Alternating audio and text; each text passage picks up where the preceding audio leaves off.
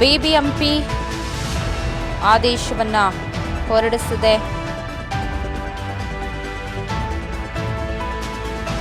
Deadline ಅನ್ನ ಕೊಟ್ಟಿದೆ. BBMP ಆಸ್ತಿ ಮಾಲೀಕರಿಗೆ ಈ ಖಾತಾ ಕಡ್ಡಾಯಗೊಳಿಸಿ 10ರವರೆಗೆ ಗಡುವನ್ನು ನೀಡಿದೆ.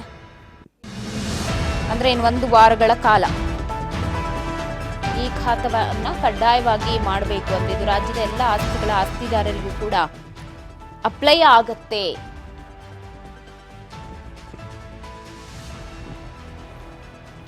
ಈ ಖಾತಾ ಗಡುವಿಗೆ ಫೆಬ್ರವರಿ 10ರವರೆಗೂ ಕಾಲಾವಕಾಶವನ್ನ ಕೊಡಲಾಗಿದೆ.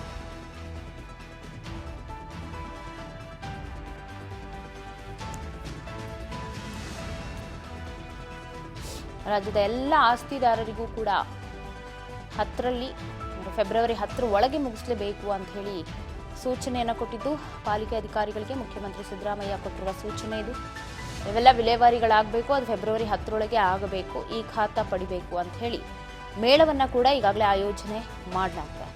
ನಾಗರಿಕ ಅನುಕೂಲಕ್ಕಾಗಿ ಈ ಖಾತಾ ಮೇಳವನ್ನು ಮಾಡಲಾಗಿದ್ದು ಕ್ಷೇಮಾಭಿವೃದ್ಧಿ ಸಂಘ ಹಾಗೆ ಅಪಾರ್ಟ್ಮೆಂಟ್ ನಿವಾಸಿಗಳ ಸಂಘಗಳ ಸಹಯೋಗದಲ್ಲಿ ಈ ಖಾತಾ ಮೇಳ ನಡೆಯುತ್ತಿದ್ದು ಇದೀಗ ಈ ಖಾತಾಗೆ ಸಂಬಂಧಪಟ್ಟಂತೆ ಸರ್ಕಾರದ ಮಹತ್ವದ ಆದೇಶ ಹೊರಡಿಸಲಾಗಿದ್ದು ಇನ್ನು ಈ ಖಾತಾ ಪ್ರಕ್ರಿಯೆಗೆ ಸರ್ಕಾರ ಗಡುವು ನಿಗದಿ ಮಾಡಿದೆ. ಅದು ಫೆಬ್ರವರಿ 10ರೊಳಗೆ ಯಾರೆಲ್ಲ ಈ ಖಾತಾ ಮಾಡಿಸ್ಕೊಳ್ಬೇಕು ಅಂತ ಇದ್ದಾರೆ ಕಡ್ಡಾಯವಾಗಿ ಈ ಖಾತಾವನ್ನು ಮಾಡಿಸ್ಕೊಳ್ಳೇಬೇಕು ಅಂತ ಹೇಳಿ ಗಡುವನ್ನು ನೀಡಿದೆ ಸರ್ಕಾರ.